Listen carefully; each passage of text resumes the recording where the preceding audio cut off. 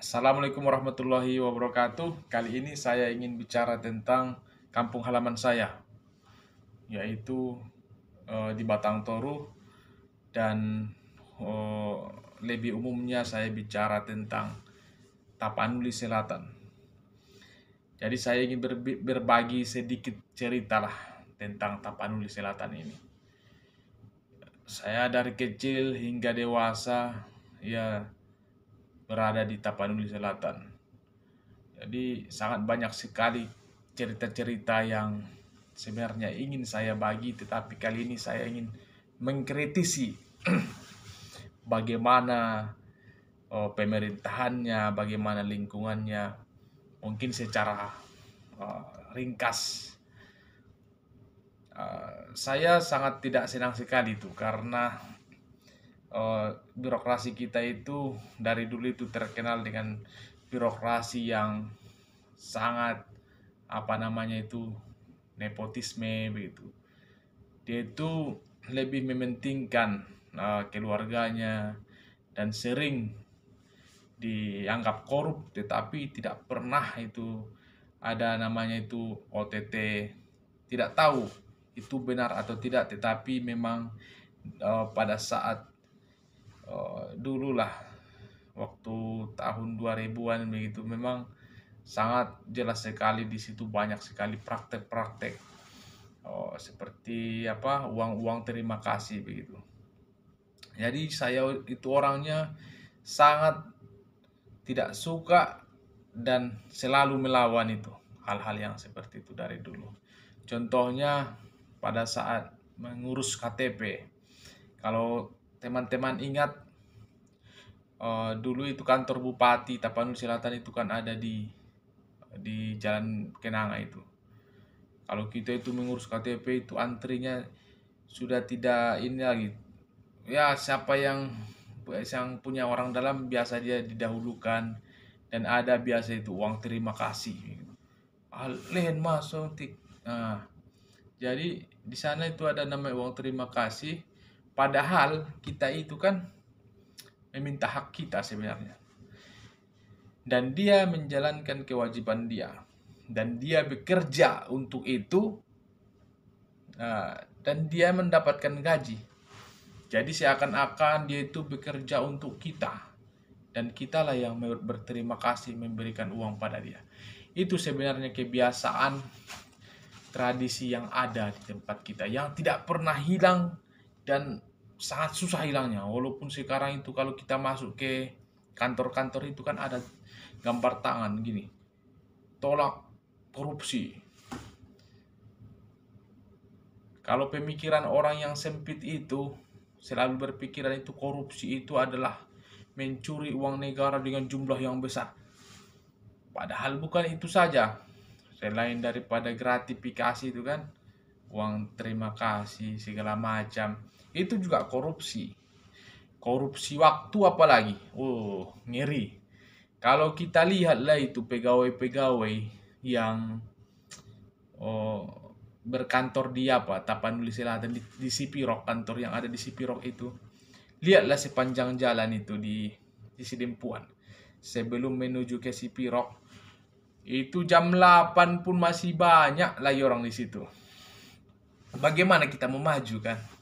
Jam 8, jam 9 masih ada lagi di situ orang itu. Jadi tradisi kita yang seperti inilah yang kita pelihara terus menerus. Makanya orang itu sering mengatakan Tapsel tak pernah selesai. Walaupun alhamdulillah sekarang jalannya sudah lebih baik. Terima kasih kepada pemerintah, tetapi itu belum cukup. Sangat jauh dari sebenarnya kata cukup.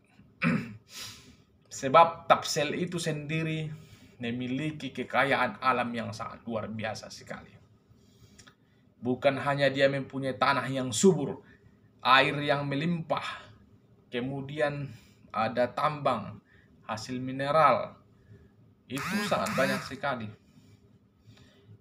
Jadi memang dari dulu itu Tapsel itu gimana ya, mau dipuji tidak bisa dipuji begitu, mau dikatakan fakta itu terlalu buruk kalau kita yang menyampaikan karena kita tinggal di situ, orang situ gitu. Jadi saya ambil contoh lah seperti di tempat saya lah, di Batang Toru itu, tempat saya dibesarkan itu. Anda boleh lihat itu Batang Toru ini bagaimana sekarang. Sudah kayak kota metropolitan itu. Dulu waktu saya kecil, itu Batang Toru itu masih lumayan sunyi itu. Masih ada penjual gorengan kiri kanan kan, simpang ada penjual Indomie apa. Sekarang apabila ada rumah yang kosong di pinggir jalan itu, udah jadi penjual apa itu ayam penyet dan kafe. Ada hotel segala macam. Itu sebenarnya merupakan peningkatan sebenarnya. Tetapi perlu kita lihat peningkatan itu dampaknya kepada siapa. Apakah orang Batang Toru itu ataukah orang asing yang datang ke Batang Toru. Kalau kita lihatlah secara jujur, bagaimana perbandingan pekerja asing dan lokal itu sangat tidak wajar menurut saya. Dulu itu saya ini bercerita dulu ya, ini loncat-loncat ceritanya, tapi kita ikuti aja ya. Karena banyak informasi yang ingin saya sampaikan dan saya akan berusaha menyampaikannya dengan ringkas. Saya itu dari dulu senang menjelajah alam, mendaki gunung. Dan saya dikenal sebagai pelopor pecinta alam di Kota Parangsimpuan. Mulai mendaki gunung Sorik Marapi, apa, Lubuk Raya, Sanggarudang, Sibual-buali, semua lah udah saya hafal itu. Saya jelajahi. Jadi termasuklah apa itu? Termasuk di pegunungan Batang Toru, sungai-sungai yang ada di situ. Ekspau 1, 2, 3, 4 sudah saya lewat semua. Itu tempat saya bermain dulu waktu kecil. Jadi karena saya mendirikan sebuah organisasi pecinta alam, Persatuan Anak Penjelajah Alam Kota Parangsimpuan, singkat dengan Papatim, ataupun mahasiswa pecinta alam Kota Parangsimpuan, mahasiswa pecinta alam semesta, atau disingkat dengan Mapasta. Jadi pada saat itu mungkin dulu tahun 2010-an lah, saya itu diminta oleh teman-teman saya di Ambas, namanya di Batang Toru itu ada Ambas, Angkatan Muda Batang Toru sekitar. Mereka ingin melakukan demo karena mereka tidak uh, tidak menerima perbandingan ataupun jumlah tenaga kerja lokal itu tidak sesuai dengan apa yang mereka sepakati lah. 7:3 atau 5:5 itu waktu itu. Jadi kami demon sampai ke atas sana lah, saya jadi korlap lah di waktu itu, korlap. Itu sungguh sayang itu. Pada saat itu ya mereka takut lah kan, pihak tambang itu takut, dan istilahnya itu ya tenang, itu langsung orang asingnya yang bicara sama itu, orang Australia atau orang apa itu. Jadi singkat cerita, bulan depannya itu orang-orang yang saya bawa ke sana itu udah di pinggir jalan itu begini tangannya. Entah ngapain pun dia di pinggir jalan gini-gini. Yang penting dia digaji kan. Diam begitu. Ya gitulah, kayak gitu. Gitu aja pun kita sudah puas kan. Padahal sebenarnya lebih dari itu kita bisa dapatkan dari tambang Batang Toru itu, tambang emas Batang Toru itu. Sebab sebenarnya itu gajinya dolar loh, tapi kita dikasih sedikit aja udah kita senang kali lah, udah loncat-loncat kita kan. Udah kita itu merasa lah punya kita tambang itu semuanya, padahal mereka itu mendapatkan lebih dari yang kita kira dari kekayaan Batang Toru tersebut. Itu tambang emas Batang Toru itu luar biasa itu. Sebelum tahun 2000 juga sudah memang ada di situ pengerukan itu, apalagi sampai sekarang itu satu bukit itu sudah rata kan. Saya udah menyaksikan langsung ke situ. Jadi itu salah satu yang sangat sangat tidak wajar menurut saya. Padahal orang Batang Toru itu sendiri banyak sekali loh yang masih tidak dapat bekerja di situ, padahal mereka ingin bekerja di sana.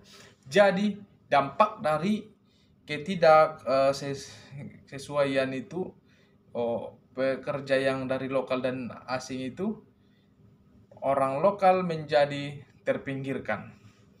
Orang lokal itu menjadi banyak sekali ketimpangan sosial di sana. Misalnya bertambahnya pencuri, bertambahnya pengguna narkoba, itu boleh dicek kok. Itu fakta itu. Dan kalau kita itu benar-benar istilahnya memahami prinsip keadilan itu, sebenarnya pemerintah itu tidak boleh melakukan deal dengan pengelola apabila terjadi di situ praktek-praktek jual beli uh, jabatan atau pekerja dari luar. Itu kan banyak itu pekerja dari luar ke Batang Toru. Mereka itu bayar dulu. Itu memang seperti itu. Bayar dulu baru bisa kerja, ataupun mereka ikut kartu keluarga orang Batang Toru supaya dibilang orang Batang Toru. Banyak orang Jawa, orang masuk semua ke sana. Padahal orang lokal sendiri masih banyak sekali yang tidak mendapatkan pekerjaan. Itu sebenarnya banyak orang yang mengkritik itu, tapi sudah supol di mulutnya itu uang, soldop di mulutnya uang, ya diam dia. Itulah sekarang penyakit kita ini. Penyakit mudah kali itu dia disogok begitu. Kapan kita mau berkembang? Lihatlah Batang Toru Tapsel itu gimana. Orang-orangnya di situ mau membesarkan perutnya aja kan. Yang penting dikasih sama dia. Udah senang dia itu dapat uang sekian ratus juta misalnya dikasih. Padahal hak dia di situ lebih dari itu. Iya. Itu saya ingat sekali tuh dulu itu pada saat pembayaran lahan di sana. Itu banyak praktek-praktek yang menurut saya tidak logis. Jadi ada orang beradu ngambil tanah masing-masing di sana kan, ngambil tanah dijualnya bukan tanah dia kan.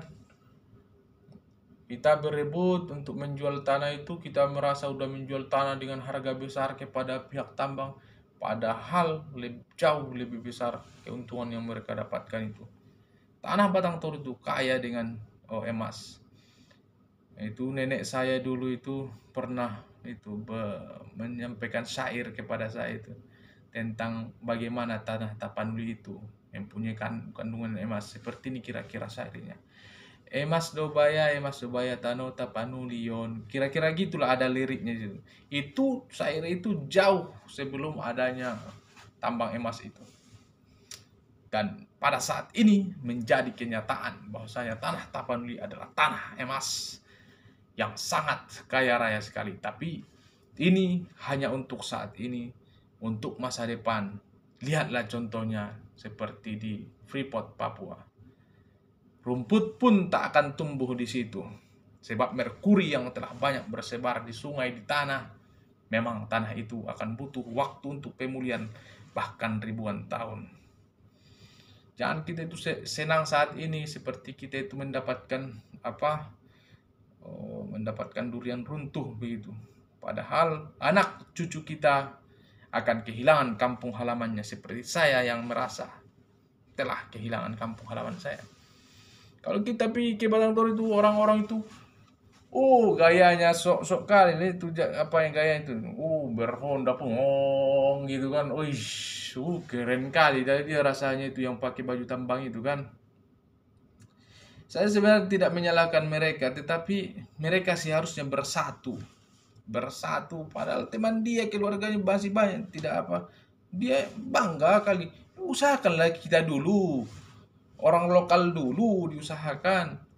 Saya tidak menyalahkan yang kerja di situ, tetapi usahakan orang lokal dulu sejahtera, baru ada orang masuk ke dalam dari luar. Ini tidak. Mungkin banyak yang sependapat dengan saya tetapi banyak juga yang tidak sependapat kan. Saya tidak bisa menyatukan semua orang sependapat. Tetapi apa yang saya suarakan ini adalah menurut saya bentuk ketidakadilan. Itu setitik masalah di Tapanuli Selatan, belum di tempat lain. Ya, lihatlah jalan-jalan yang sekarang. Baru jalan jalan lintas provinsi yang bagus. Lihat di tempat-tempat lain itu masih banyak yang tidak di apa diperbaiki. Oh, saya punya satu pengalaman dulu itu waktu menjelajah alam. Dulu kalau kalian pernah dengar namanya air terjun Si 55, termasuklah saya dulu itu yang mempopulerkannya. Sebelum ada jalan itu saya udah sampai di situ. Di air terjun Si 55 itu. Masih jalan hutan lah itu waktu itu. Tapi setelah saya populerkan, banyak orang berdatangan ke sana. Dibangunlah tempat ini menjadi tempat wisata. Tidak salah sebenarnya dibangun, tetapi saya tahu orang kita itu bagaimana. Kita tidak bisa menjaga. Apabila sudah dibangun, dibiarkan begitu saya tidak diurus, ya akhirnya udah rusak alam, sampah di sana menumpuk. Tengoklah orang kita kalau makan kerupuk sambal, ambukon nah itu makan sama menghidup ambukon. Bagaimana? Kalau kita SDM kita sendiri tidak belum bisa diperbaiki begitu. Kita seharusnya berpikir untuk membangun satu objek wisata daripada alam kita hancur. Saya sebenarnya tidak setuju itu dibangun itu air terjun Si 55 itu. Buat apa? Kalau ujung-ujungnya alam itu hancur. Buat apa kita bangun itu pembangkit listrik tenaga air di Kecamatan Marancar itu? Kalau ujung-ujungnya kita kehilangan satwa. Orang hutan di sana masih banyak. Tapir, harimau Sumatera juga masih ada di situ sebenarnya. Walaupun sudah hampir punah. Itu udah jelas-jelas itu menghancurkan habitat, menghancurkan lingkungan. Lihatlah dampaknya sekarang. Sudah banyak korban di situ. Terus saya dapat cerita benar atau tidak, banyak orang Cina yang seolah-olah merasa bos di situ. Ya kan? Tapi orang kita itu tidak banyak itu berani bicara itu. Kan dia itu hanya berani itu berani pamer aja, pamer begitu. Padahal yang dipamerkan pun yang yang istilahnya dapat menjilat begitu kan. Oh, kasar kali, bos. Siapa yang bicara ini? Menjilat. Itu udah bahasa lumrah itu sebenarnya. Sebab kita itu terlalu banyak melakukan praktek yang seperti itu. Lihatlah kenapa bisa pembangkit listrik tenaga air itu dibangun. Padahal dia itu sendiri tidak banyak itu memproduksi aliran listrik itu. Lihatlah Sungai Batang Toru itu sekarang sudah tercemar. Tidak seperti dulu lagi. Dulu saya mandi-mandi situ memancing ikan segala macam. Tapi sekarang lihat udah tercemar. Udah setiap hari lotok. Tambah lagi erosi di sana, penggalian terus-menerus. Lihatlah siapa sebenarnya yang punya kepentingan dalam pembangunan pembangkit listrik tenaga air itu. Buat bendungan yang besar itu. Kalau saya itu searching di Google Map, di Zoom itu ngeri juga itu tempatnya. Itu yang saya sampaikan hanya sekitar Batang Toru, belum lagi di Sipirok sana. Di sana juga di Sipirok ada